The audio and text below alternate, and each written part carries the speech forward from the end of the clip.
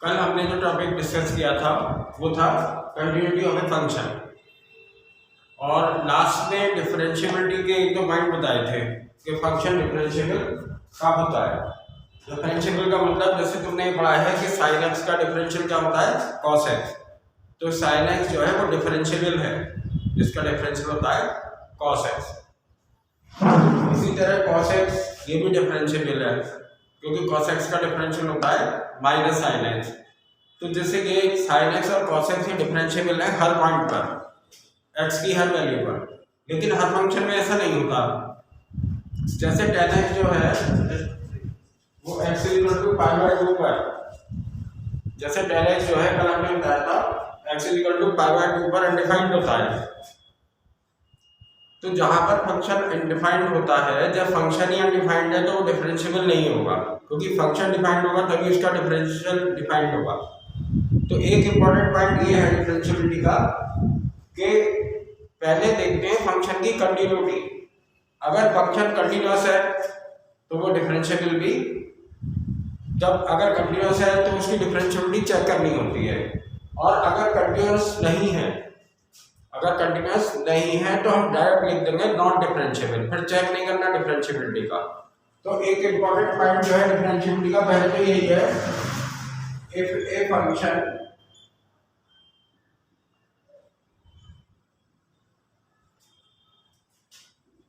Is discontinuous, जैसे किसी function का हमें बताया कि वो डिसकंटिन्यूअस है at x equal to a, then हम इसे अब इसकी डिफरेंशिएबिलिटी चेक नहीं करेंगे, सीधे लिख देंगे not differentiable at this value of x. तो a function is discontinuous at x equal to a, then it is also not differentiable at this point.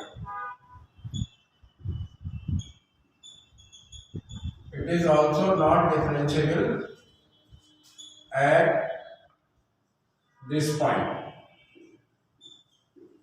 ऐसा क्यों होता है? ऐसा हमने इसे बताया था कि जैसे डिसकंटिन्यूअस है, जैसे डिसकंटिन्यूअस का ये गैप आ गया बीच में, तो यहाँ पर डिफरेंशिएबल क्यों नहीं होगा? यहाँ पर डिफरेंशिएबल इसलिए नहीं होगा क्योंकि डिफरेंशिएबल का मतलब है, जैसे यहाँ पे हम डिफरेंशिएबल देखें, इसका मतलब tangent can be drawn at this point. Differentiable का मतलब क्या होता है ग्राफिकली, कि इस पॉइंट पर टेंजेंट ड्रॉ की जा सकती है। तो हम ये बता रहे हैं कि अगर डिसकंटिन्यूअस है फंक्शन तो सीधे नॉट डिफरेंशिएबल क्यों लिख देते हैं। तो अगर फंक्शन डिसकंटिन्यूअस है तो नॉट डिफरेंशिएबल क्यों होता है? क्योंकि हमने ये बताया है कि डिफरेंशियल का ग्राफिकली इसे कैसे डिफाइन कर सकते हैं कि जैसे यहाँ पर डिफरेंशिएबल है तो यहाँ पर टेंजेंट ड्रॉ की जा सकती है, इसका मतलब ये डिफरेंशिएबल है।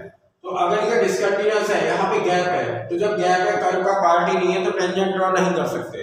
तो अगर ये नॉट ये है डिसकंटिन्यूअस है अगर x इक्वल टू a पर, तो हमें राइट और लेफ्ट हैंड डेरिवेटिव नहीं निकालना है, हम सीधे लिख देंगे कि इट इज नॉट डिफरेंशिएबल। जैसे इसका एग्जांपल बताते हैं,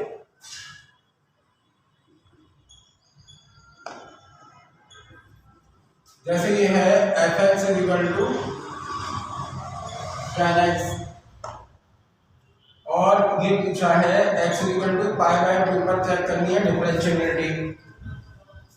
तो f पाई बाय 2 क्या हो जाएगा, अनडिफाइंड। अनडिफाइंड का मतलब, अनडिफाइंड का मतलब डिसकंटिन्यूअस, अनडिफाइंड का मतलब डिसकंटिन्यूअस, अनडिफाइंड का मतलब डिसकंटिन्यूअस। और डिसकंटिन्यूअस है तो डिफरेंशिएबिलिटी ये लिख देंगे नॉट डिफरेंशिएबल, नॉट डिफरेंशिएबल।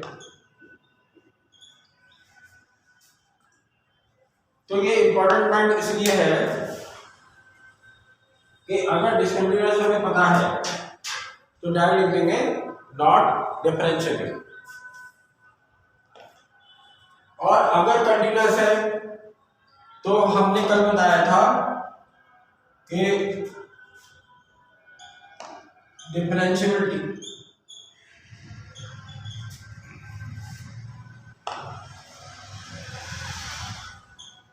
अगर फंक्शन कंटिन्यूअस है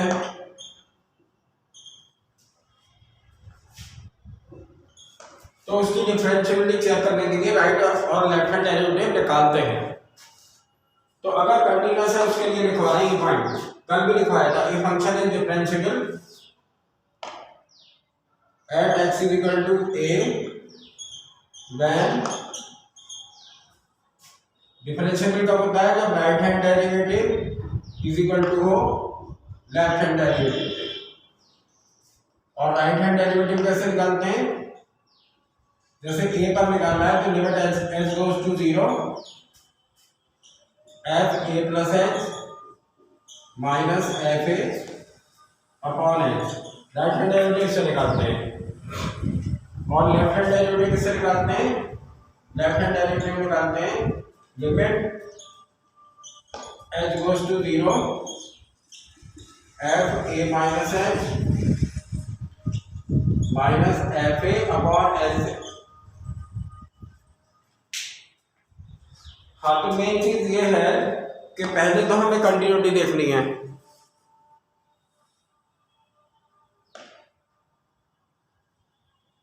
पहले हमें क्या देखनी है, कंटिन्यूटी। तो अगर फंक्शन कंटिन्यूअस डिसकंटिन्यूअस है, कंटिन्यूअस नहीं है तो डायरेक्ट लिख देंगे नॉट डिफरेंशिएबल, चेक करने की जरूरत नहीं है, सीधे लिख देंगे नॉट डिफरेंशिएबल। जैसे एग्जांपल ये था f(x) = tan x है, π/2 पे पूछा है डिफरेंशिएबल है या नहीं, तो π/2 का फंक्शन अनडिफाइंड है, अनडिफाइंड का मतलब इस तरीके से गैप होगा तो हम टेंजेंट ड्रॉ नहीं कर सकते, तो सीधे लिख देंगे नॉट डिफरेंशिएबल। अगर डिसकंटिन्यूअस है ना, अनडिफाइंड का मतलब डिसकंटिन्यूअस, तो सीधे लिख देंगे नॉट डिफरेंशिएबल।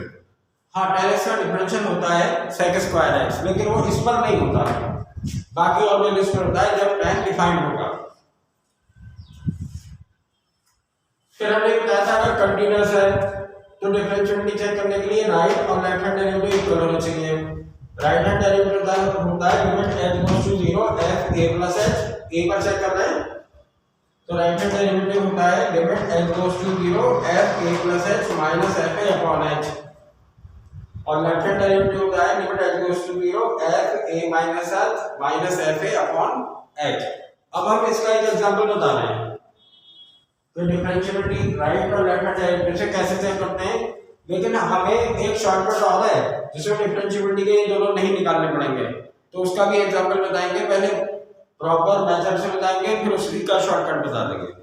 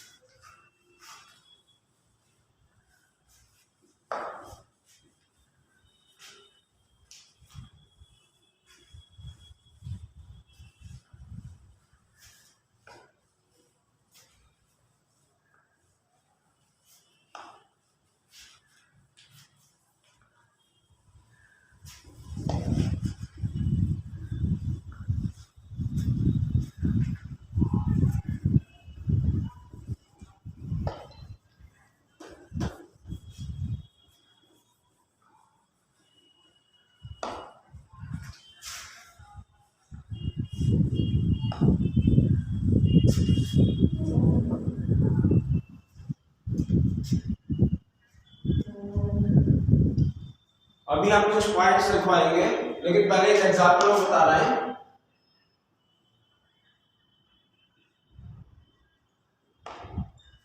जैसे ये है ये check differentiability of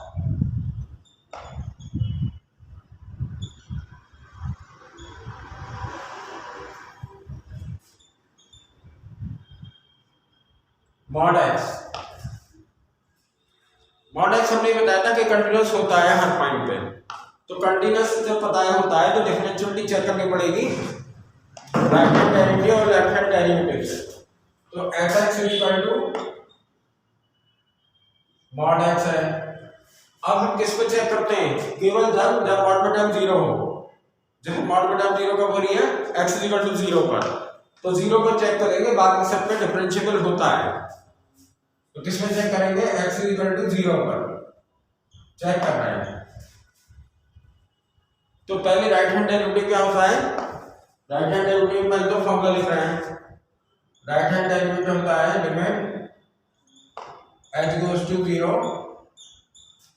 f a plus h minus f a upon H.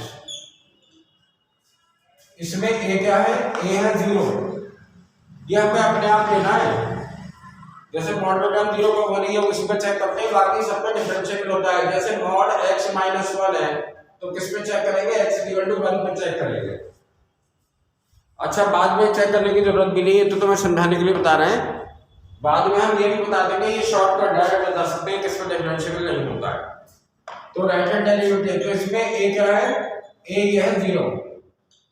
तो पहले तो क्या a की जगह करते हैं जीरो, तो f H minus F zero upon H. F H कितना हो गया? एफ एच यहां से निकालो, एफ एच हो गया मॉड एच। फंक्शन की वैल्यू इससे निकलेगी f x equal to mod x. तो एफ एच क्या हो गया? Mod h. एक्स जगह एच कर दें और एफ जीरो क्या हुआ है? जीरो रख दे, तो मॉड जीरो हो गया जीरो अपॉन एच। अब एच होता है पॉजिटिव। एच क्या होता है? एच होता है पॉजिटिव।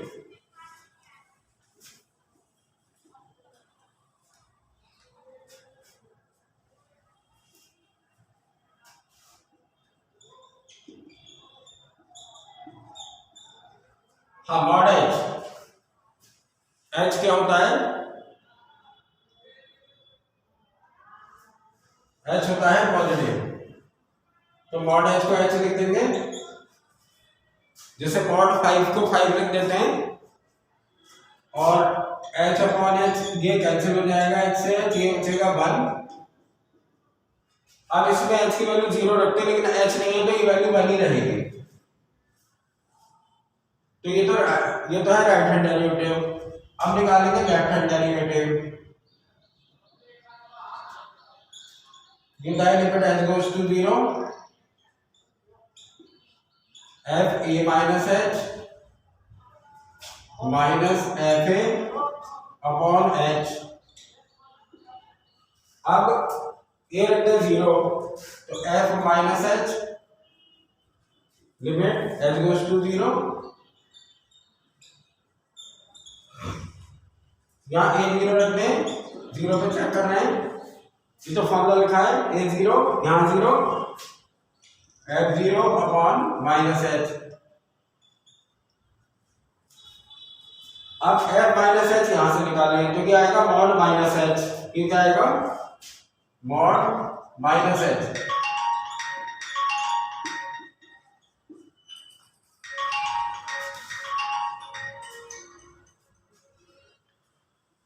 हेलो,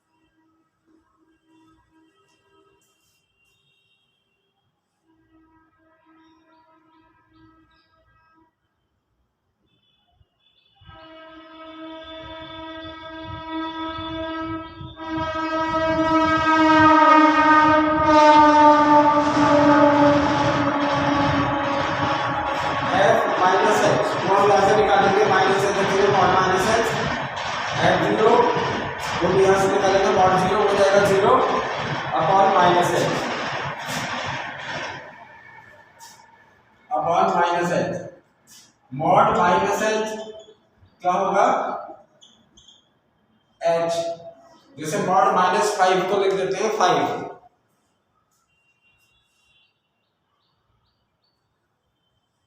और अपॉन में रहेगा -h, क्योंकि अपॉन में तो मॉड है नहीं, ये यही रहेगा, तो इससे कैंसिल होके ही आएगा -1, और जब h 0 रखेंगे तो -1 ही रहेगा, यानी कैंसिल होगा। h से h को हमने स्टेप लिखा नहीं है, तो h अपॉन -h आएगा -1, फिर जब इसमें h नहीं होगा वैसे h 0 रखते तो ये -1 ही रहेगा, क्योंकि कांस्टेंट हो गया, इसमें h नहीं है, तो ये दोनों इक्वल नहीं आ रही है, ये आ रही है 1 और ये आ रही है -1, तो इसका मतलब मॉड x 0 पर क्या है, नॉट डिफरेंशिएबल।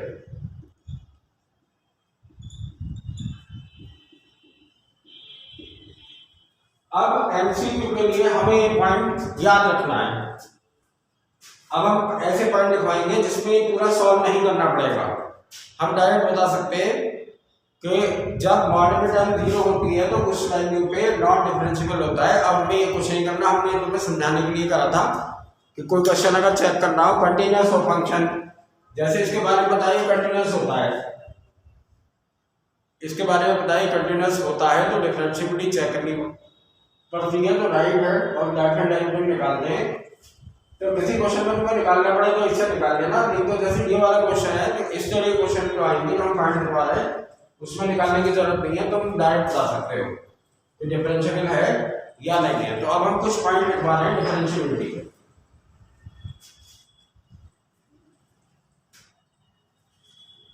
जैसे हमने कंटिन्यूटी के पॉइंट लिखवाए थे, उनमें कई बहुत सी प्रॉब्लम ऐसी होती हैं जो सॉल्व नहीं करनी पड़ती, बता सकते हैं डायरेक्ट, क्योंकि एमसीक्यू में यही पॉइंट्स जो है वो काम में आते हैं। तो डिफरेंशिएबिलिटी के पॉइंट्स बताते हैं।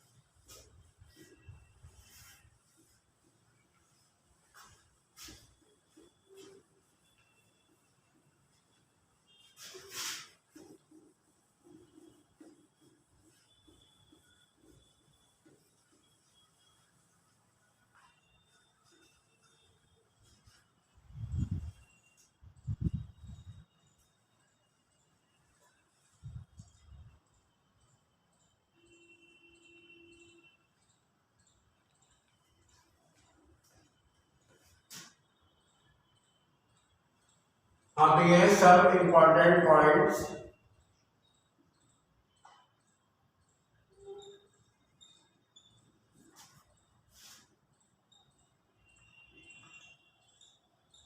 और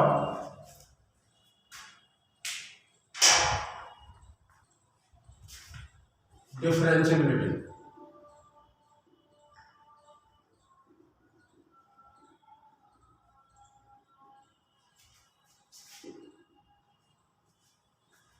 कल हमने पॉइंट लिखवाए थे कंटिन्यूटी के, ये पॉइंट्स हैं डिफरेंशिएबिलिटी। जैसे पहला पॉइंट है sin x and cos x are differentiable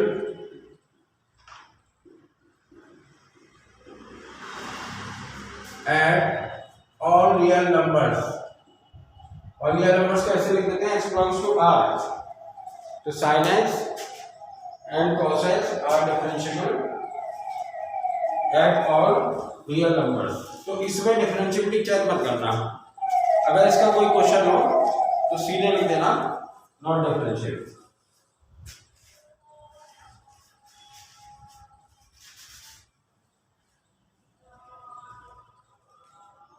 दूसरा पॉइंट है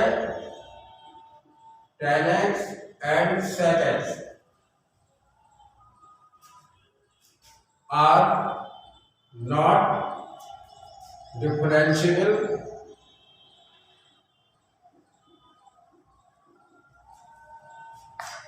at x is equal to 2n plus 1 pi by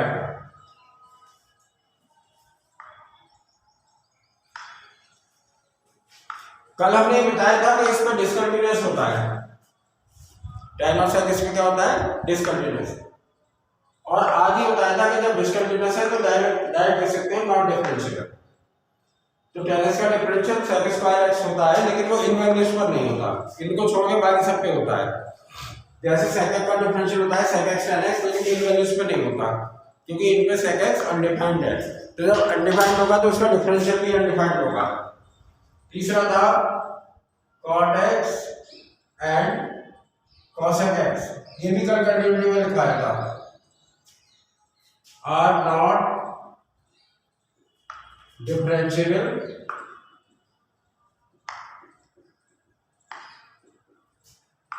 eight x equal to n pi.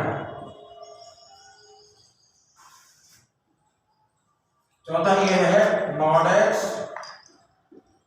Is not differentiable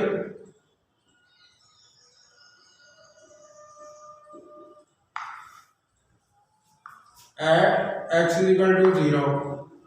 जब ऑटोडेम 0 हो ऐसे जिस होने को इसको डिफरेंशिएबल नहीं होगा। इसके कुछ एग्जांपल हम करवा देते हैं। जैसे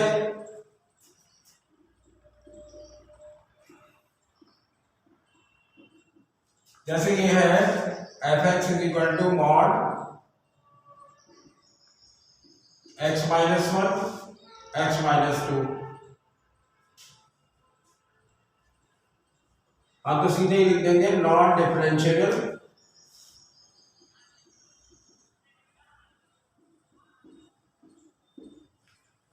कहाँ कहाँ मान पे टाइम 0 हो रही है, एक तो 1 पे और एक 2 पे।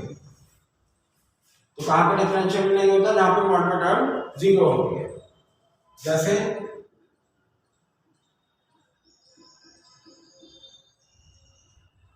ये f(x) इक्वल टू है मॉड sin x।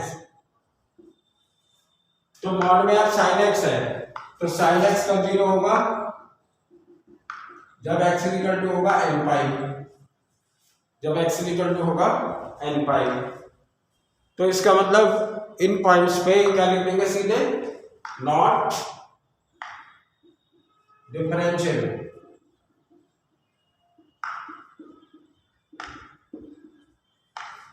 क्या होगा, नॉट डिफरेंशिएबल।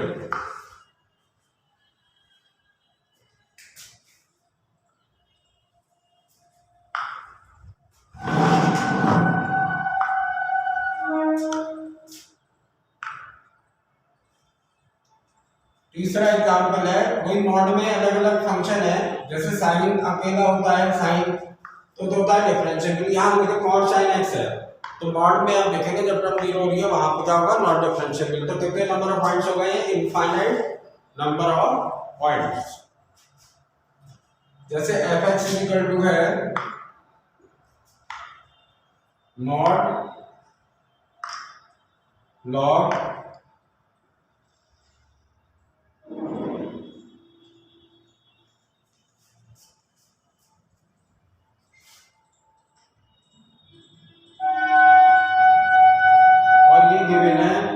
ग्रेटर देन 0, ये गिवन है। तो मॉड में टर्म कब 0 हो रही है, log x कब 0 होता है, पॉजिटिव के लिए 1 पर। तो मॉड में टर्म जब कब 0 है 1 पर, तो 1 पर क्या होगा, नॉट डिफरेंशिएबल।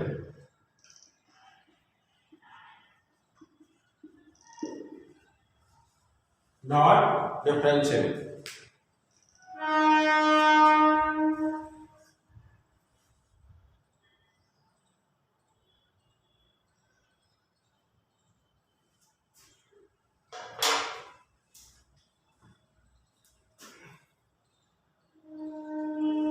ये है greatest integer function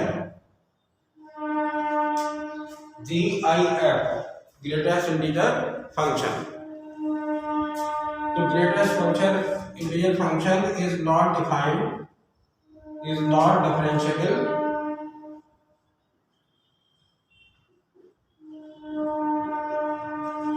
at all integers.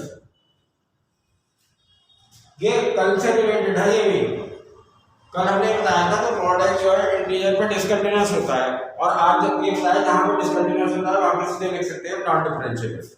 तो आज का ये समझने के लिए कल का और इस बार रिपीट कर लेना, या नहीं देखा हो तो पहले कल का देखना लेक्चर, उसके बाद ये आज का देखना है, क्योंकि कल से रिलेटेड है ये भी, ये तो हमने आज ही समझाया है, लेकिन ये भी कल से रिलेटेड है तीनों, क्योंकि ये बताया था कि यहाँ पे डिसकंटिन्यूअस होता है, तो इसका मतलब सीधे लिख सकते हैं नॉट डिफरेंशिएबल, यहाँ पे डिसकंटिन्यूअस होता है। फिर है पॉलिनोमियल, पॉलिनोमियल्स और पॉलिनोमियल्स आर डिफरेंशिएबल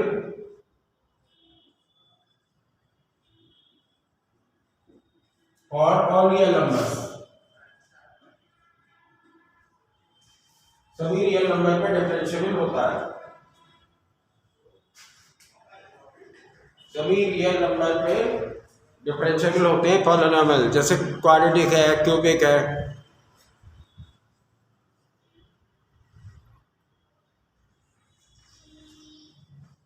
इसके बाद है e की पावर x, e की पावर x इज डिफरेंशिएबल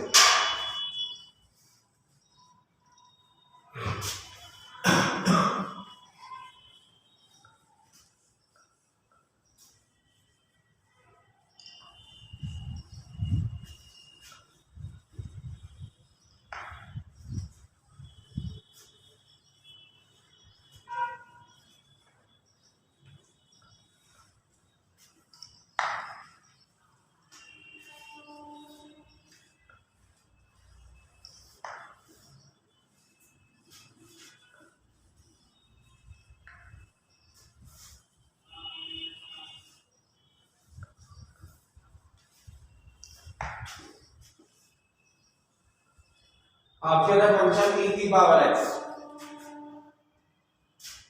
ये सातवां पॉइंट है, e की पावर x इज डिफरेंशिएबल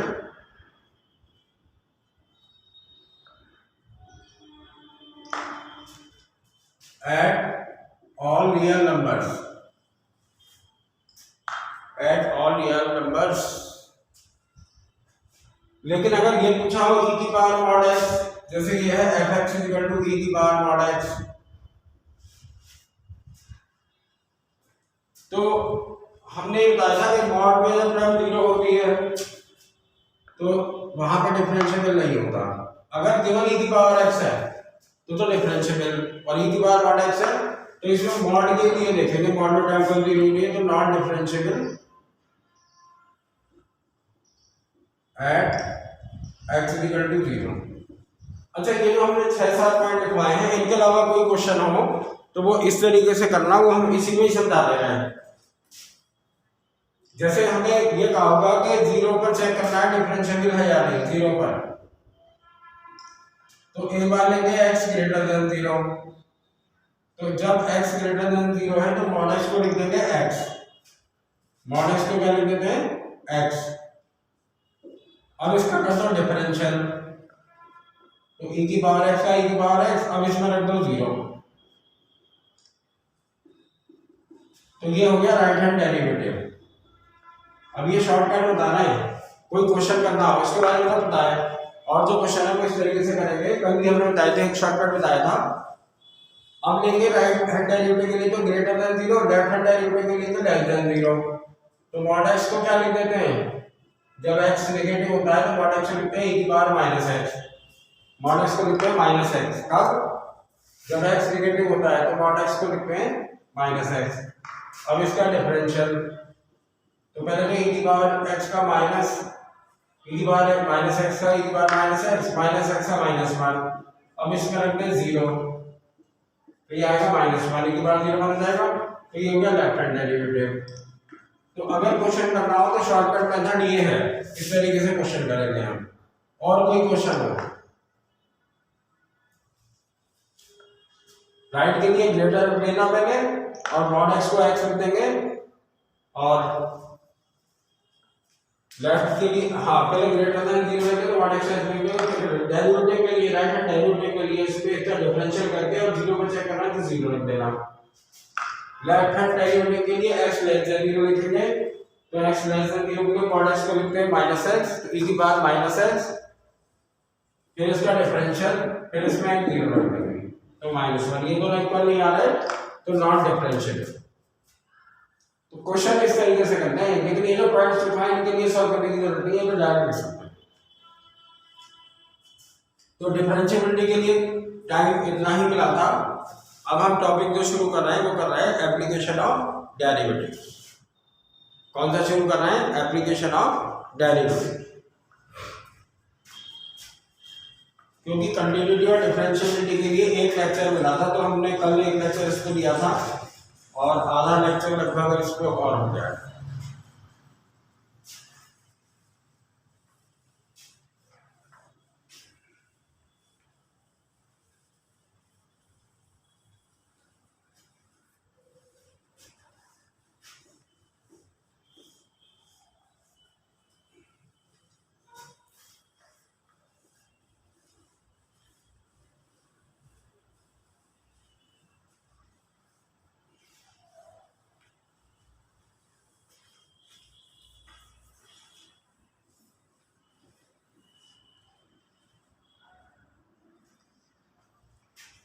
तो एप्लीकेशन ऑफ डेरिवेटिव्स में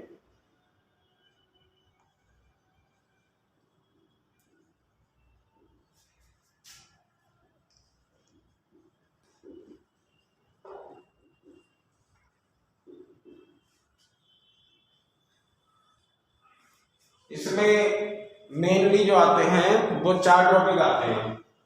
पहला है इसमें टेंजेंट एंड नॉर्मल।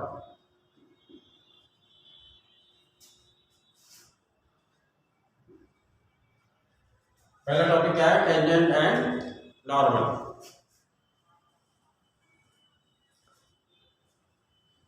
दूसरा टॉपिक है इसमें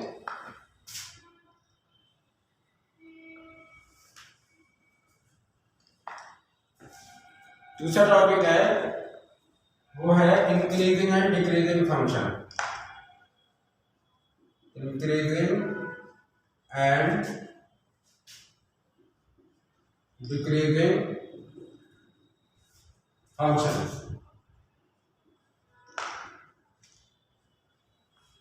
इंक्रीजिंग एंड डिक्रीजिंग फंक्शन। तीसरा टॉपिक है इसमें मैक्सिमा एंड मिनिमा। और चौथा टॉपिक है इसमें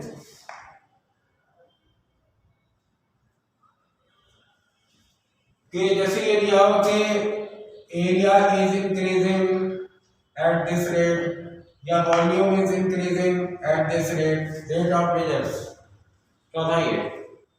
तो एक एक करके चारों टॉपिक डिस्कस करेंगे। पहला क्या है? Tangent and normal. दूसरा टॉपिक क्या है? Increasing and decreasing function. तीसरा टॉपिक है मैक्सिमा एंड मिनिमा। और चौथा टॉपिक है रेट ऑफ मेजर्स। जैसे volume is increasing at this rate ऐसे दिया होगा क्वेश्चन में, area is increasing at this rate. तो पहला हम डिस्कस कर रहे हैं टेंजेंट एंड नॉर्मल।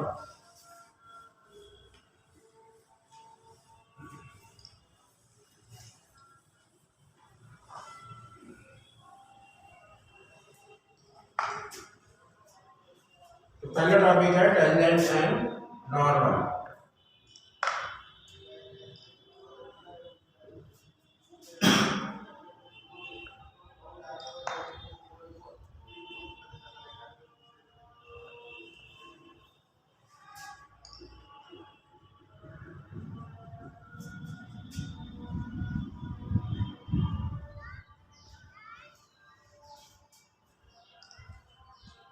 तो इसमें पहले एक बार फॉर्मूले रिवाइज कर लेते हैं जो हमने 12th में करे थे।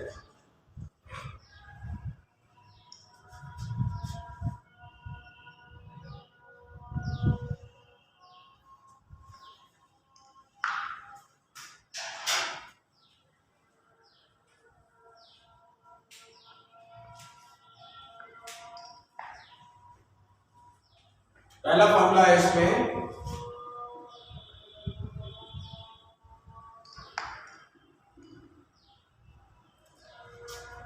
पहला है स्लोप ऑफ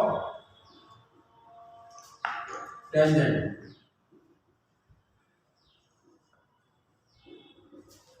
तो जैसे ये कर्व है, कर्व पे पॉइंट है x1 y1 और यहाँ पर हम ये टेंजेंट ड्रॉ कर रहे हैं, ये क्या है इसकी टेंजेंट। तो इसका स्लोप निकालने के और भी तरीके हैं जो 11th क्लास में पढ़े थे इस लाइन का स्लोप निकालने के, लेकिन डिफरेंशियल करके भी स्लोप निकालते हैं। हाँ, इस तरीके से भी निकाल सकते हैं। टेंजेंट का स्लोप होता है dy by dx at x1 y1। दूसरा फॉर्मूला है स्लोप ऑफ नॉर्मल। ये तो टेंजेंट हो गई, इसी पॉइंट से टेंजेंट से 90 डिग्री पर जो लाइन ड्रॉ की जाती है वो क्या होता है, वो होता है नॉर्मल। तो स्लोप ऑफ नॉर्मल होता है -1 अपॉन और dy by dx at x1 y1।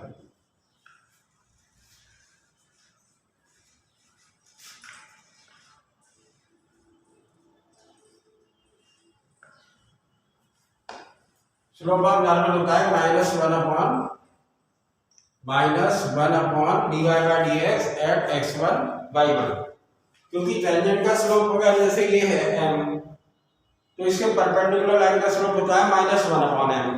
ये 11th क्लास में प्रॉपर्टी थी कि दोनों परपेंडिकुलर लाइंस के स्लोप का प्रोडक्ट होता है -1। तीसरा, अगर इक्वेशन लिखनी हो,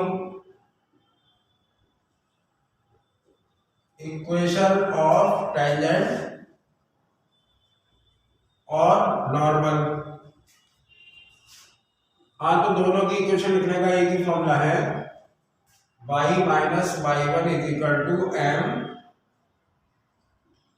x माइनस x।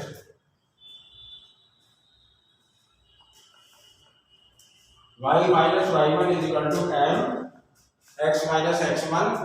m जो है टेंजेंट के लिए भी ये ले लेंगे और नॉर्मल के लिए m ये लेंगे, बस ये फर्क है। बाकी फॉर्मूला दोनों के लिए सेम है। टेंजेंट के लिए m क्या लेना है, ये dy by dx at x1 y1 और नॉर्मल के लिए m ये लेना है। बाकी पॉइंट तो यही रहता है x1 y1। अब हम कुछ इंपॉर्टेंट पॉइंट से स्लोप निकालने के ये है डिफरेंशियल से। अब स्लोप निकालने के कुछ और पॉइंट्स हैं जो इस चैप्टर में यूज होंगे और इंपॉर्टेंट पॉइंट्स हैं, तो वो लिख रहे हैं। पहले इसका एक एग्जांपल बता दें, एक सिंपल सा एग्जांपल। जैसे ये कर्व है y² is equal to 4x और कर्व पर पॉइंट है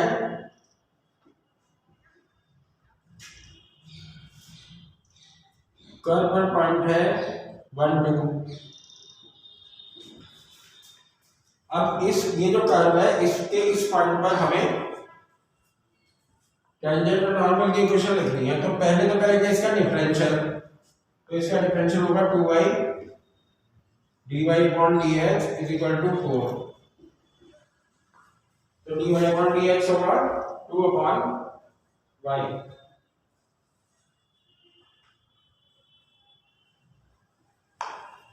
क्या आएगा इससे, dy बाय dx यहाँ आगे लिख दे रहे हैं, dy बाय dx आएगा 2 अपॉन y। ये पिक्सल टू कैंसिल तो 2 और 1 में y आएगा। अब स्लोप ऑफ टेंजेंट क्या होगा,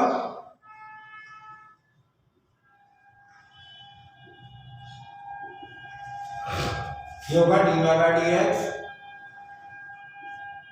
इस पर इस पॉइंट पे 1 2, मतलब इसमें ये है dy बाय dx ये है, तो x की वैल्यू 1 और y की वैल्यू 2 रखनी है। x नहीं है तो x वैल्यू नहीं रखेंगे, y की 2 रख देंगे, तो 2 अपॉन 2 ये आएगा 1।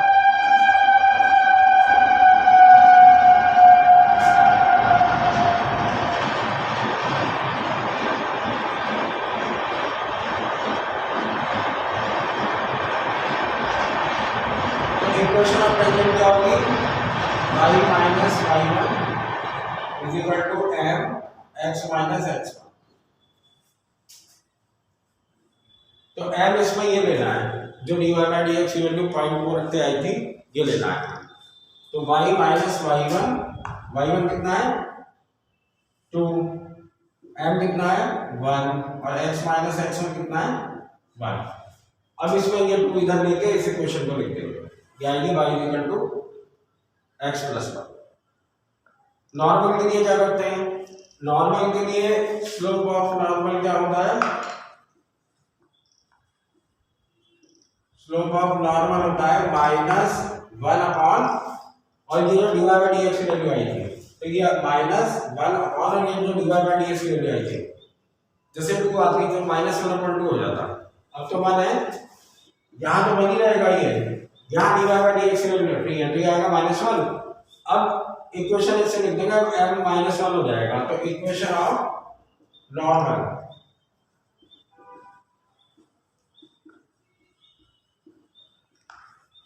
ये हो जाएगा y minus y1 is equal to, अब यहाँ m1 कर दे क्योंकि ये m तो उसका स्लोप ले चुके हैं टेंजेंट का, तो m1 का मतलब -1 आएगा, पॉइंट नहीं रहेगा। तो y माइनस 2 यहाँ आएगा -1 और x माइनस x1 बना है। तो दोनों में एक स्टेप का फर्क है स्लोप का, इक्वेशन दोनों में एक ही फॉर्मूले से लिखी है। अब कुछ इंपॉर्टेंट पॉइंट बताते हैं हम जिनसे हम स्लोप निकाल सकते हैं जो 11वीं क्लास में थे।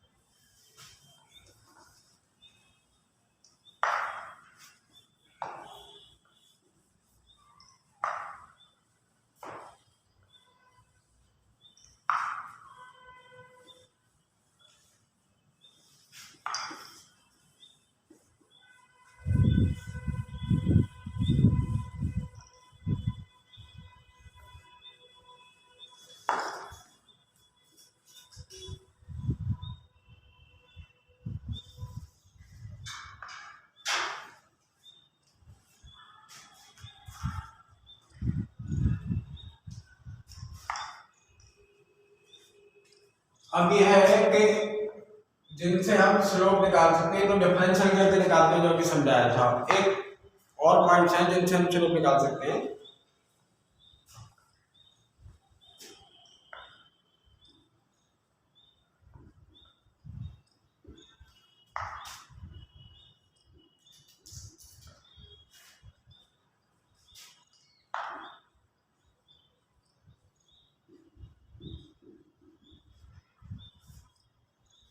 इन पॉइंट्स का भी यूज होगा इसमें टॉपिक में, टेंजेंट एंड नॉर्मल में।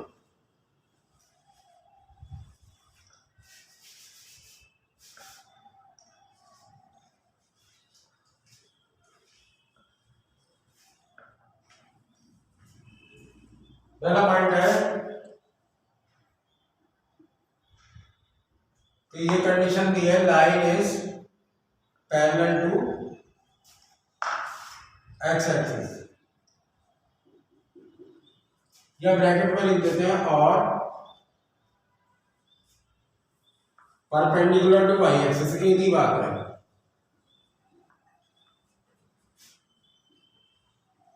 Line is parallel to x axis और ये कहते हैं परपेंडिकुलर टू वाई एक्सिस।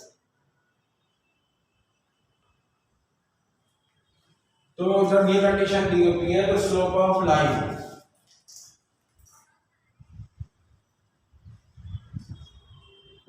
ये होगा 0। जैसे क्वेश्चन में कहा होगा टेंजेंट होगा, यहाँ पे टेंजेंट की लाइन ही होती है, जैसे कहा होगा tangent is parallel to x axis, ये कहा होगा tangent is parallel to x axis का, इसका टेंजेंट का स्लोप जाएगा 0। क्यों होगा 0? क्योंकि जैसे x के पैरेलल है तो m क्या होता है, m होता है tan थीटा और थीटा होता है x से एंगल। तो जब x से पहले तो एंगल 0 हो गया, तो tan 0 0। अब हम क्वेश्चन को कैसे करेंगे, जैसे टेंजेंट ये है पैरेलल टू x एक्सिस, तो टेंजेंट का स्लोप 0 भी हो जाएगा और टेंजेंट का स्लोप उससे भी निकाल लेंगे dy by dx at x1 y1। तो दोनों से निकाल के और इक्वल रख देते हैं, दोनों से निकाल के। जैसे एक तो ये कंडीशन दी होगी तो टेंजेंट का स्लोप हो जाएगा 0 और टेंजेंट का स्लोप उससे भी निकाल लेंगे dy by dx at x and y, और दोनों को इक्वल रख देंगे। तो मेन तो यही है जो प्रॉब्लम सॉल्व करेंगे। दूसरी कंडीशन है लाइन, अगर ये कहो normal is parallel to x axis, तो नॉर्मल का स्लोप 0 हो जाएगा। ये लाइन दिएगा टेंजेंट होगा या नॉर्मल होगा, तो उसी का स्लोप 0 हो जाएगा। जैसे कहा tangent is parallel to x axis, तो उसका स्लोप 0 हो जाएगा, स्लोप ऑफ टेंजेंट 0, और वो dy by dx at x1 y से निकाल के जैसे भी समझाया था तो उसके इक्वल रख देंगे। और अगर ये नॉर्मल है, normal is parallel to x axis, तो नॉर्मल का स्लोप 0 हो जाएगा। तो 0 को किसके इक्वल रखेंगे, -1 upon dy by dx at x1 y1। अगर line is parallel to y axis ऐसे लिखाओ, या ये लिखाओ और perpendicular to x axis. Line is parallel to y axis और परपेंडिकुलर टू x एक्सिस।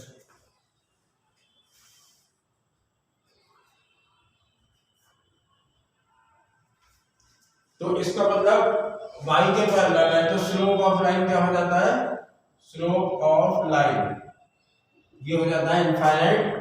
या प्रॉब्लम में इनफाइनाइट की जगह 1/0 लिख लेना, इनफाइनाइट का लिखते क्योंकि इनफाइनाइट से प्रॉब्लम सॉल्व होगी नहीं आगे, तो इनफाइनाइट को 1/0 लिख लेते हैं। क्यों होगा स्लोप इनफाइनाइट, क्योंकि लाइन अगर y के पैरेलल है तो उसका x एंगल क्या हो गया 90, और m क्या होता है, m होता है tan, और इस एंगल tan और ये एंगल जो x एक्सिस बनता है tan 90 होगा इनफाइनाइट। तो अगर ये कहोगे tangent is parallel to y axis, तो टेंजेंट का स्लोप हो जाएगा इनफाइनाइट। और नॉर्मल का हो, normal is parallel to y axis, तो नॉर्मल का स्लोप हो जाएगा इनफाइनाइट। तो अगर टेंजेंट का हो यहाँ, तो tangent is parallel to y axis, तो टेंजेंट का स्लोप क्या होगा इनफाइनाइट। और उसको किसके इक्वल रखेंगे, फिर टेंजेंट का स्लोप होता है dy by dx at x and y, उसके इक्वल रख देंगे और इनफाइनाइट की जगह लिख देंगे 1/0। और अगर ये नॉर्मल का क्वेश्चन है तो स्लोप ऑफ नॉर्मल हो जाएगा इनफाइनाइट। तो किसके इक्वल रखेंगे, -1 अपॉन dy by dx की जो वैल्यू थी x1 y1 पे, जो स्लोप नॉर्मल का होता है तो उसके इक्वल रखेंगे। तीसरी कंडीशन है line is parallel to, line की जगह टेंजेंट होगा, हम टेंजेंट ही लिख दे रहे हैं यहाँ।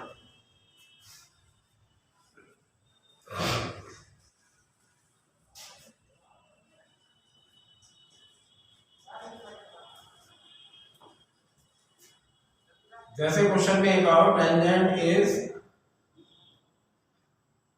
Parallel to line ax plus by plus c equal to 0। एक बार ये कंडीशन समझा दें।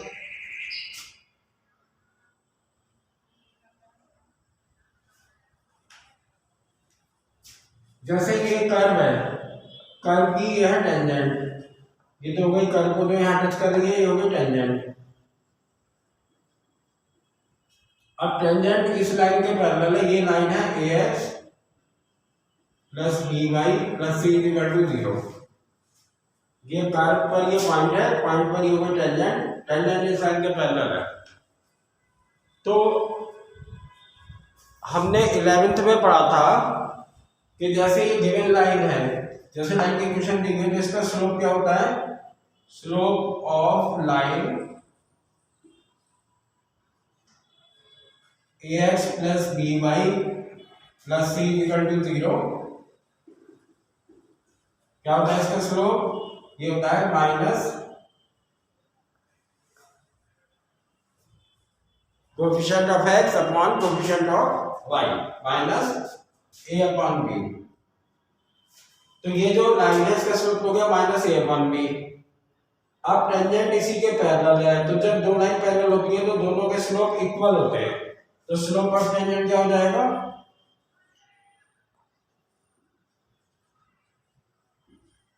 स्लोप ऑफ टेंजेंट भी हो जाएगा माइनस ए अपॉन बी। तो जैसे इस कंडीशन से टेंजेंट का स्लोप आ गया, अब इस स्लोप को किसके इक्वल रख देंगे, हमारे पास कर्व की इक्वेशन होगी, तो डी टेंजेंट का स्लोप ये भी होता है, इसके इक्वल रख देंगे। तो मेन चीज यही है, हम ये लोग बता रहे हैं इसके क्वेश्चन कैसे होते हैं। मेन चीज है इसकी मेथड के क्वेश्चन किस तरीके से करना है। जैसे ये right tangent is parallel to this line, तो स्लोप इस लाइन का क्या होगा माइनस ए अपॉन बी। तो 11वीं क्लास में फॉर्मूला था, किसी लाइन का स्लोप अगर इक्वेशन बनता है तो उसका स्लोप होता है minus coefficient of x upon coefficient of y। ये तो हमने उससे निकाला है, तो ये तो गया इसका स्लोप। अब इसके पैरेलल टेंजेंट है, तो टेंजेंट का स्लोप भी होगा माइनस ए अपॉन बी, क्योंकि जब दो पैरेलल लाइन होती है तो उनके स्लोप इक्वल होते हैं, तो टेंजेंट का स्लोप भी होगा माइनस ए अपॉन बी। अब ये जो स्लोप है टेंजेंट का, ये dy बाय dx है x1 y1 उसके इक्वल रख देंगे, क्योंकि ये तो हमने 11वीं के मेथड से निकाला है, ये 12th में था मेथड टेंजेंट का निकालने का। अगर यही क्वेश्चन नॉर्मल का होता कि जैसे टेंजेंट की जगह यहाँ नॉर्मल होता, तो यहाँ पे भी नॉर्मल आता, स्लोप ऑफ नॉर्मल होता माइनस ए अपॉन बी, क्योंकि नॉर्मल इसके पैरेलल है तो इसका माइनस ए अपॉन बी, तो यहाँ पे नॉर्मल होता है नॉर्मल, यहाँ स्लोप ऑफ नॉर्मल ये आता माइनस ए अपॉन बी। तो माइनस ए अपॉन बी को किसके इक्वल रखते हैं, माइनस 1 अपॉन, अगर नॉर्मल होता है यहाँ पे टेंजेंट की जगह बस जब नॉर्मल होता तो एक ही स्टेप का फर्क है टेंजेंट की प्रॉब्लम में। यहाँ टेंजेंट की जगह नॉर्मल होता तो यहाँ पे नॉर्मल का स्लोप होता माइनस ए अपॉन बी, तो यहाँ पे इक्वल रखते हैं तो इसके इक्वल रखते हैं minus 1 upon dy by dx at x1 y1।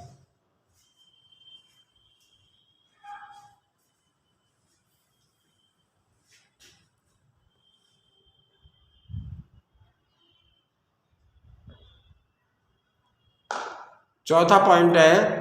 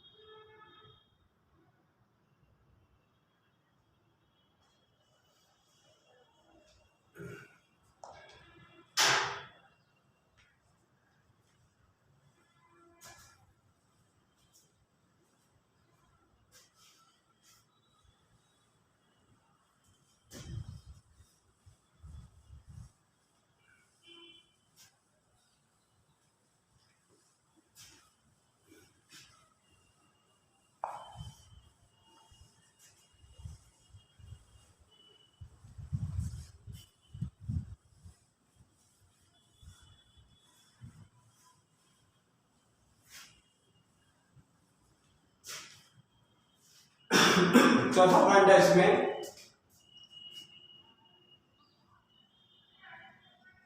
जैसे कहा tangent is perpendicular to line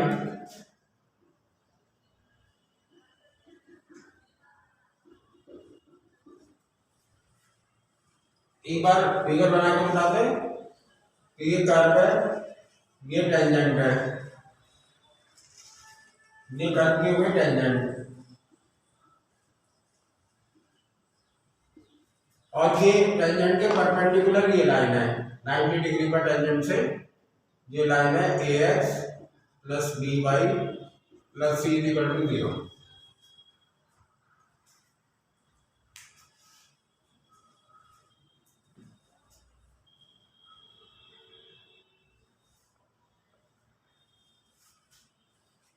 तो ये टेंजेंट है, ये तो कर्व है, ये इसकी हो गई टेंजेंट यहाँ टच कर रही है, टेंजेंट के परपेंडिकुलर ये लाइन है। तो अभी हमने बताया था कि जो लाइन है इसका स्लोप क्या होगा, स्लोप ऑफ लाइन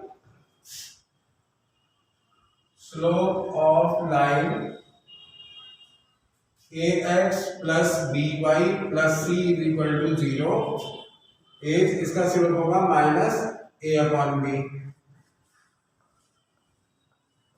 अब जैसे इसका स्लोप अगर m है तो इसके परपेंडिकुलर टेंजेंट है, तो इसका स्लोप होगा माइनस 1 अपॉन m, क्योंकि अगर दो परपेंडिकुलर लाइन है तो उनके स्लोप का प्रोडक्ट होता है -1। तो अगर इसका स्लोप m है तो इसका स्लोप होगा -1 अपॉन m। जैसे ये m है, इसका स्लोप ये है, तो tangent is perpendicular to this line, तो टेंजेंट स्लोप ऑफ टेंजेंट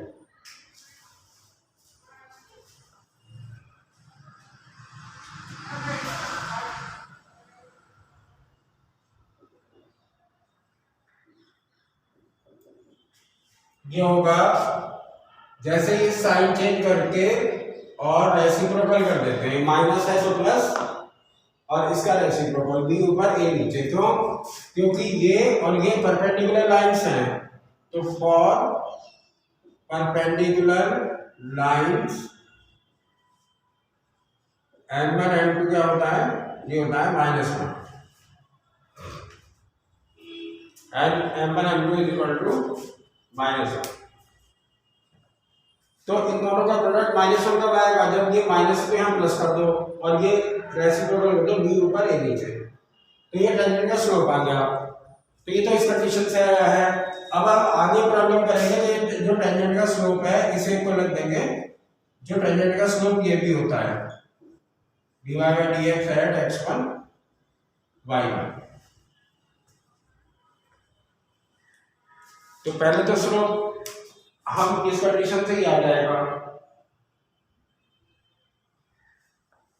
तो ये टेंजेंट का स्लोप इसलिए तो आ जाएगा 11th वाली कंडीशन से, जो ये कंडीशन दी थी कि इस लाइन के परपेंडिकुलर है टेंजेंट, और एक इससे निकाल लेंगे स्लोप ऑफ टेंजेंट, इससे भी आ जाता है, और दोनों को इक्वल रख लेंगे।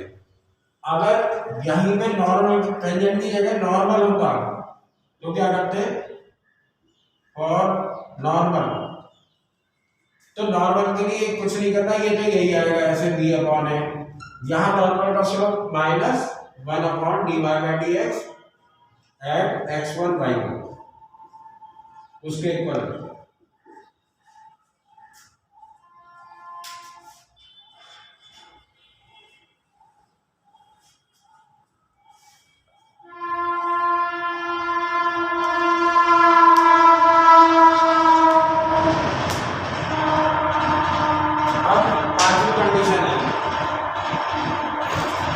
नॉर्मल के लिए यहाँ टेंजेंट की जगह नॉर्मल का क्वेश्चन है, तो यहाँ पे कोई चेंज नहीं होगा, बस टेंजेंट का स्लोप ही होगा, नॉर्मल का होगा, बाकी नीचे स्लोप तो ऐसे आएगा परपेंडिकुलर है, ये इसके ऊपर।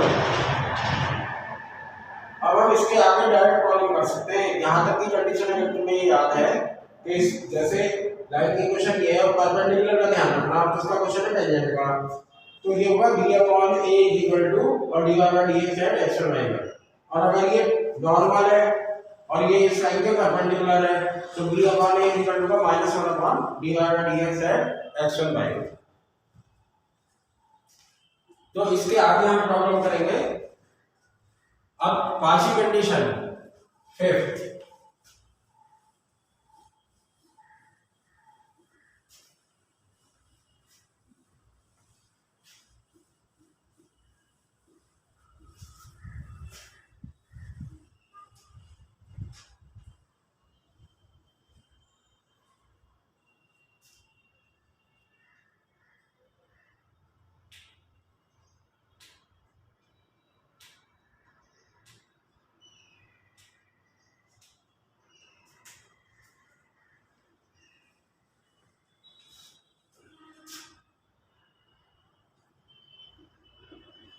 पांचवी कंडीशन है कि लाइन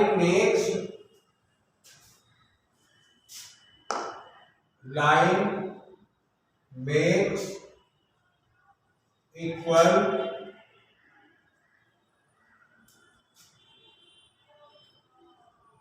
इंटरसेक्ट्स, या तो ये लिखा होगा line makes equal intercept, line की जगह टेंजेंट कर देते हैं क्योंकि वो टेंजेंट ही लिखा होगा, या नॉर्मल होगा तो टेंजेंट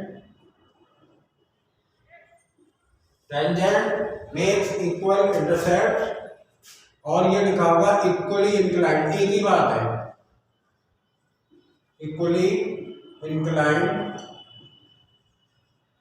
टू द एक्सिस।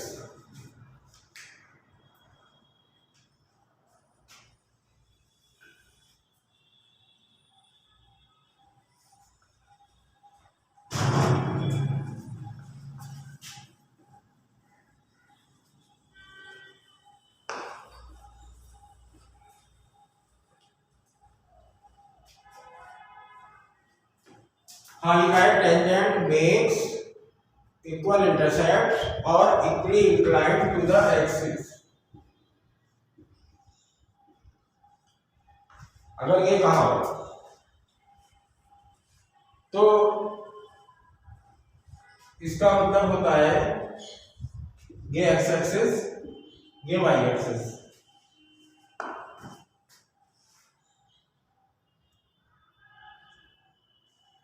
तो इक्वल इंटरसेप्ट का मतलब होता है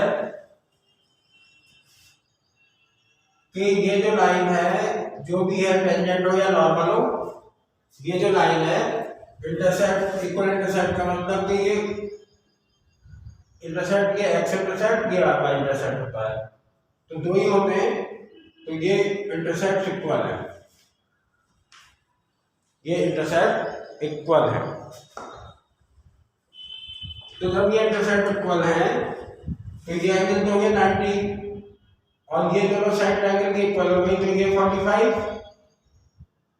और ये 45।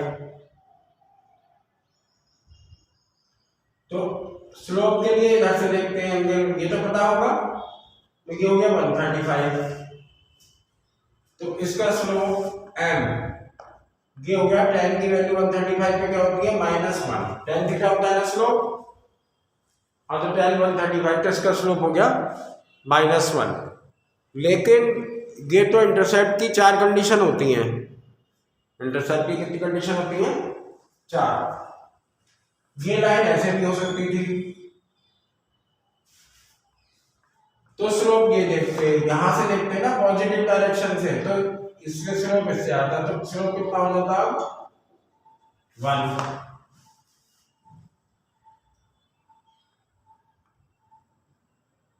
क्योंकि tan 45 अब एंगल ये होगा, क्योंकि जहां पे लाइन कट करती है वहां से राइट में चलते हैं और एंटी क्लॉकवाइज ऐसे एंगल देखते हैं, तो इसके लिए तो ये होगा, यहाँ पे कट करा दो तो राइट में चलो, यहाँ से ऐसे एंटी क्लॉकवाइज। दूसरी जो लाइन बनाई थी दूसरी कंडीशन में, इसका स्लोप होगा tan 45 1। थर्ड लाइन ये होगी, ऐसे भी हो सकती है, इसमें दोनों इंटरसेप्ट क्या है, इसमें पॉजिटिव, दोनों इंटरसेप्ट पॉजिटिव है, इसमें x नेगेटिव है, y पॉजिटिव है, इसमें x भी नेगेटिव है, y भी नेगेटिव है, तो इसका स्लोप जो होगा m, वो होगा इसके इक्वल, क्योंकि ये और ये पैरेलल हो जाएंगे, वही एंगल आएगा, ये वाला एंगल 135 ही आएगा ये, और चौथी लाइन ये होगी, ये इसके पैरेलल होगी, तो इसका स्लोप होगा 1। तो ऐसे 4 कंडीशन होती है अगर इंटरसेप्ट को साइन देखें, प्लस या माइनस के हिसाब से इंटरसेप्ट की साइन देखें, तो ये 4 लाइन बन सकती हैं। तो अगर चारों के स्लोप एक साथ लिखें तो स्लोप होगा ±1, क्योंकि स्लोप 2 है बस, इन दोनों का -1 है, इन दोनों का +1 है। तो क्वेश्चन में होगा अगर ऐसे लिखा होगा इक्वल इंटरसेप्ट, तो ये चारों लाइन, दोनों स्लोप ले रहे हैं, और ये टेंजेंट के लिए अगर ये टेंजेंट का क्वेश्चन है तो ±1 = ये तो टेंजेंट का स्लोप हो गया, और ये रख देंगे dy/dx x1 y1 को। और अगर ये नॉर्मल का क्वेश्चन होता, अगर ये नॉर्मल का क्वेश्चन होता तो यही जो स्लोप है, या टेंजेंट की जगह नॉर्मल आता तो नॉर्मल का स्लोप होता प्लस माइनस 1, तो वो इसके ऊपर रखते हैं डी माइनस 1 अपॉन और D Y by D X at x1 y मतलब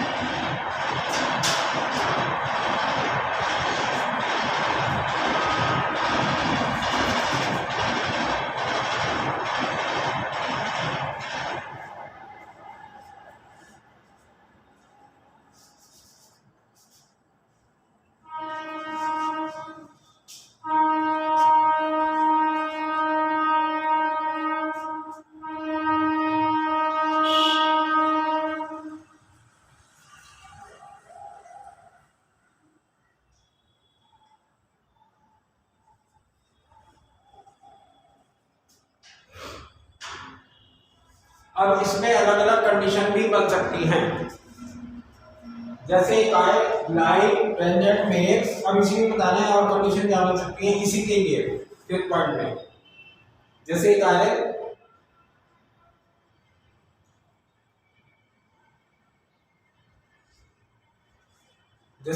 कि tangent makes equal positive intercept,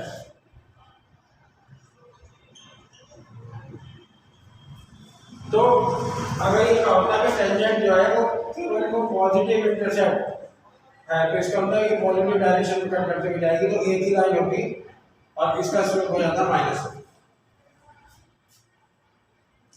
positive intercept मतलब x को भी पॉजिटिव y को भी पॉजिटिव डायरेक्शन में कट करते हुए जा रही है तो स्लोप क्या होता, स्लोप ऑफ टेंजेंट क्या हो जाता माइनस में।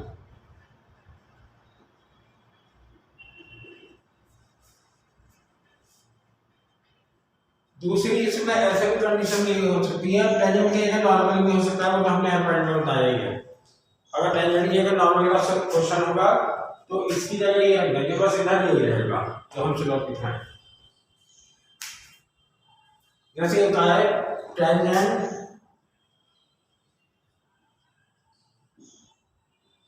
मेक्स इक्वल इंटरसेप्ट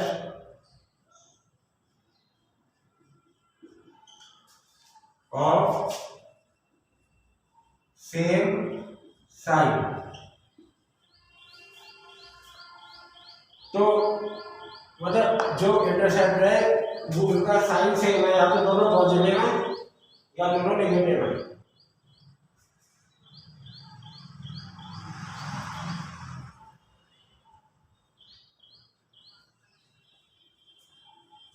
ये कहा है कि tangent makes equal intercept of same sign, तो सेम साइन का मतलब या तो इंटरसेप्ट दोनों पॉजिटिव है या दोनों नेगेटिव है, तो इसी से समझा दें मतलब ये होगी दोनों पॉजिटिव और दोनों नेगेटिव का मतलब ये होगी, क्योंकि दोनों का नेगेटिव डायरेक्शन में कटेगा तो स्लोप क्या होगा, लाइन की दो होंगी लेकिन दोनों का स्लोप होगा -1,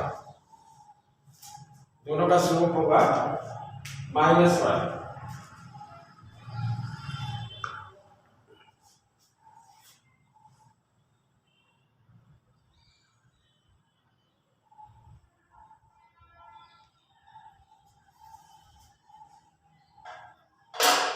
third,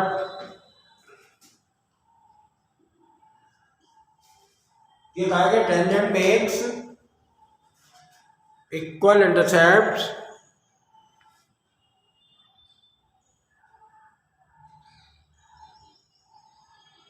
tangent makes equal intercepts of opposite sign, tangent makes equal intercepts of opposite sign।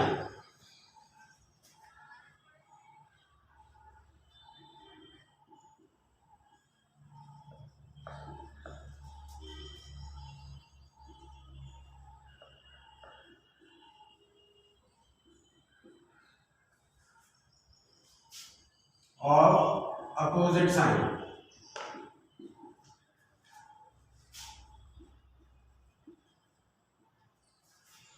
तो इसका मतलब अपोजिट साइन का मतलब जैसे एक इंटरसेप्ट प्लस है तो दूसरा माइनस है, जैसे ये इंटरसेप्ट माइनस हो गया ये प्लस हो गया, तो ये हो गया अपोजिट साइन प्लस और ये माइनस, और एक ये X intercept plus Y intercept minus, तो ये दोनों होंगे, तो स्लोप क्या हो जाएगा 1।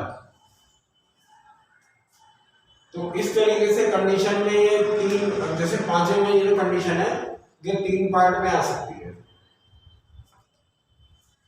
और ये तो हमने बताया ये अगर स्लोप ऑफ टेंजेंट जैसे -1 है, इस कंडीशन के लिए तुम याद कर लेना, और स्लोप ऑफ टेंजेंट ये जो -1 है किसके को लग देंगे dy by dx at x1 y1 के, और यहाँ पे नॉर्मल लगा हो तो नॉर्मल का स्लोप -1 यहाँ तो यही रहेगा, इसी को रखेंगे -1 dy by dx at x1 y1।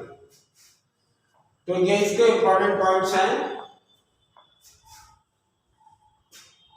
और जो पांचों कंडीशन है इन्हीं पे ही क्वेश्चन होते हैं अक्सर। इनके अलावा वो और है एक फॉर्मूला और लिखवा देते हैं।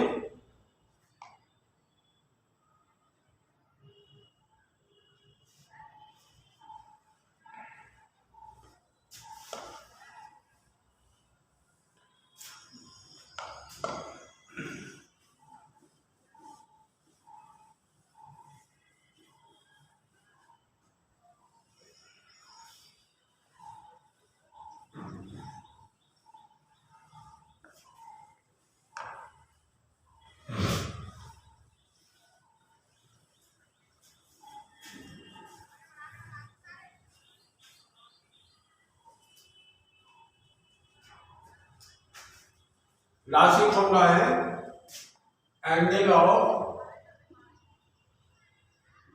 Intersection of to curves.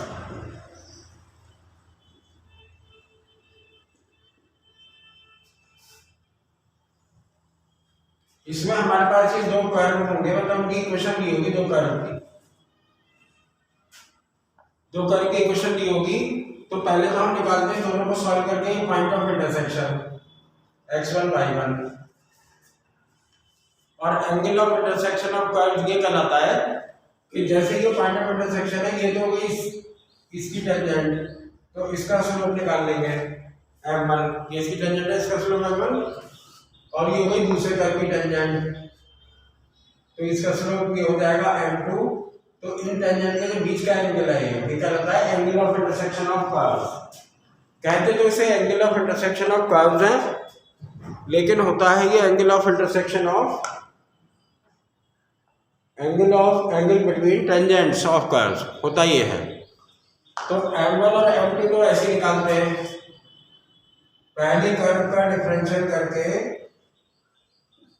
मतलब ये पॉइंट निकालने के पहले दोनों कर्व को सॉल्व करके, तो ये हो जाएगा, हाँ पहले कर्व लिख दिया ये, क्योंकि इसमें दोनों में सेम फॉर्मूला ना, पहले कर्व का डिफरेंशियल करके ये पॉइंट रख देंगे, तो आता है m1, और इसी तरह m2 निकाल लेंगे दूसरे कर्व के डिफरेंशियल करके, और उसमें ही पॉइंट ऑफ इंटरसेक्शन रख देंगे। ये दूसरे कर्व के लिए हमने इसलिए 1 और 2 लिख दिया है, कर्व एक का डिफरेंशियल कुछ और आएगा, कर्व दो का डिफरेंशियल कुछ और आएगा, लेकिन पॉइंट सेम रखना है, पॉइंट ऑफ इंटरसेक्शन। तो ये m1 और m2 आ जाएंगे, फिर angle of intersection of curve से निकाल लेंगे tan theta is equal to m1 minus m2 upon 1 plus m1 m2, और इसमें होता है मॉड, क्योंकि पहले ही बताया तुम्हें ये दो लाइन के बीच का एंगल निकालने के लिए जो एक्यूट एंगल होता है, जैसे दो लाइन के बीच का एंगल ये भी होता है, तो इसमें एक्यूट वाला करते हैं ना, तो इसलिए उसके लिए मॉड होता है, जैसे एक्यूट एंगल आएगा 0 से 90 डिग्री के बीच, तो इससे ये एंगल निकाल लेंगे tan theta is equal to, तो इसमें दो कर्व की इक्वेशन दी होगी, और बाकी अब तक जो टेंजेंट नॉर्मल से जाएगा इसमें एक कर्व की इक्वेशन होती है, क्योंकि इसमें दो कर्व कहाँ कट कर रहे हैं उससे क्वेश्चन होगा। अब इसमें दो कंडीशन और लिख लो, स्पेशल केसेस।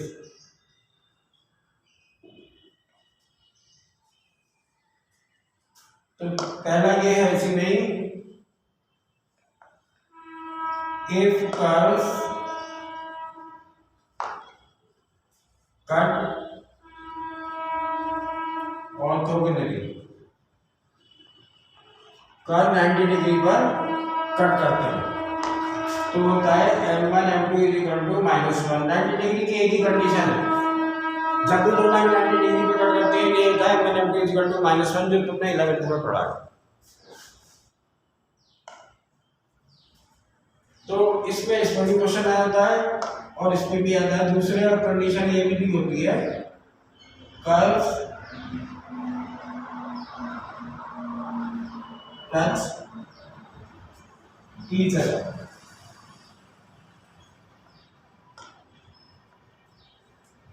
कर्व एक दूसरे को टच करते हैं तो ये होता है m1 इक्वल टू m2, क्योंकि जब कर्व टच करते हैं तो उनकी दो टेंजेंट नहीं होती, एक ही होती है। तो जब एक ही टेंजेंट है तो कर्व 1 से निकालें या कर्व 2 से निकालें, दोनों से सेम आएगा स्लोप। तो आज तो ये टेंजेंट एंड नॉर्मल, आज हमने शुरू में क्या डिस्कस करा था, डिफरेंशिएबिलिटी के पॉइंट्स कि कब कर्व कोई फंक्शन डिफरेंशिएबल होगा या नहीं। उसके बाद हमने डिस्कस करा है टेंजेंट एंड नॉर्मल, इसकी हमने पूरी थ्योरी करवा दी है आज। जैसे इसके फॉर्मूले, इसमें क्या क्या कंडीशन दी होती है। दूसरा पॉइंट जो था इसका, पहला पॉइंट था वो slope of tangent dy by dx at action है। दूसरा था तो जैसे पहले उनको स्लोप बताया था इक्वेशन लिखना टेंजेंट की और नॉर्मल की। दूसरा पॉइंट था टेंजेंट नॉर्मल में कि जो कंडीशन दी होती है वो बहुत इंपॉर्टेंट थी, तो उनको याद रखना। आगे हम जब कल क्वेश्चन करेंगे तो उन्हीं से ये हो जाता है। और कुछ क्वेश्चन इस पर हैं, दो कर्व की इक्वेशन दी होगी तो उनके कर्व के बीच का एंगल निकालना होता, तो वो टेंजेंट के बीच का एंगल है, दोनों की टेंजेंट के बीच का, लेकिन कहते हैं उसे कर्व के बीच का एंगल, क्योंकि एंगल कभी भी कर्व से नहीं बनता, एंगल हमेशा दो लाइन के बीच में होता है। तो वो टेंजेंट के बीच का ही एंगल होता है। फॉर्मूला भी वही है जो दो लाइन के बाद लाइन दी है वो टेंजेंट हो गई है, या स्लोप ऑफ टेंजेंट ऐसे निकालेंगे। पहले कर्व का डिफरेंशियल करके ये पॉइंट रख देंगे, फिर दूसरे कर्व का डिफरेंशियल करके ये पॉइंट रख देंगे।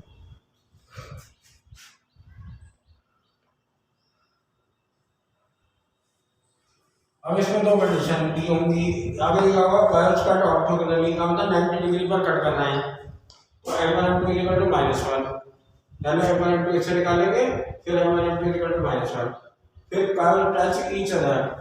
अगर ऐसा है तो दोनों कर्व टच करते हैं तो अलग अलग टेंजेंट नहीं होती, एक ही टेंजेंट होती है, तो हो जाएगा m1 इक्वल टू m।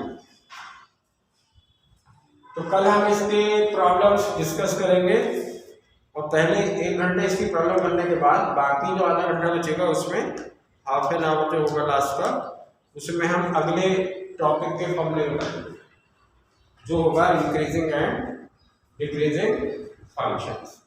लेकिन ये जो कंडीशंस हमने बताई है ये आज अगर तुम याद कर लोगे तो इससे क्वेश्चन बहुत जल्दी हो जाएंगे।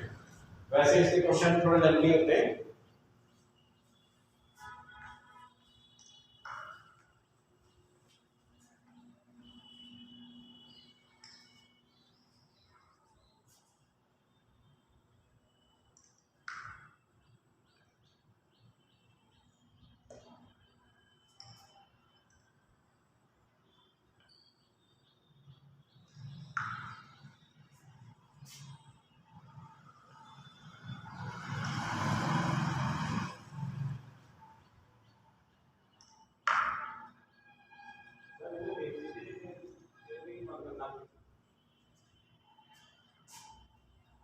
क्या करूँगा नहीं तो हाँ